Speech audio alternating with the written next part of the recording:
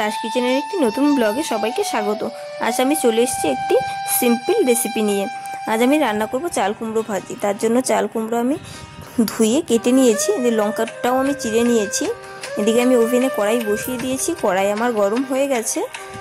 কড়াই তেল দিয়ে দিয়েছি, তেলে আমি ফোড়নে দিয়ে দিচ্ছি 5 ফোড়ন, শুকনো লঙ্কা আর তেজপাতা। আমার ফোড়নটা এসে গেছে, এখন আমি কেটে রাখা লঙ্কা আর চাল কুমড়োটা দিয়ে দিচ্ছি। দেখতেই পাচ্ছ চাল কুমড়োটা কীভাবে কেটে নিয়েছি, তোমরা চাইলে এইভাবে কেটে নিতে পারো। এদিকে আমি চাল কুমড়োর মধ্যে একটু নুন আর হলুদ দিয়ে দিয়েছি, একটু না যতটা পরিমাণ দরকার ততটাই দিয়েছি।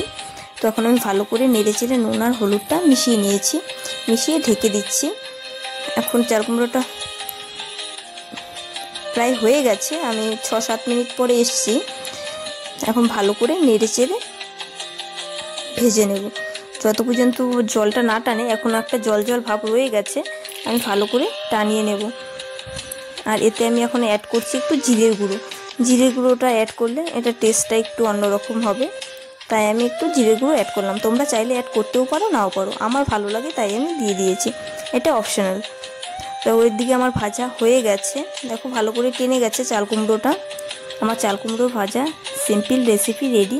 কেমন হয়েছে আমাকে কমেন্টে অবশ্যই জানিও, আর ভালো লাগলে লাইক কমেন্ট শেয়ার করে পাশে থেকো। আর হ্যাঁ, সাবস্ক্রাইব করা না থাকলে অবশ্যই সাবস্ক্রাইব করে দিও। আজ এই পর্যন্তই, দেখা হচ্ছে পরবর্তী একটি ব্লগে। টাটা, জয় গুরু।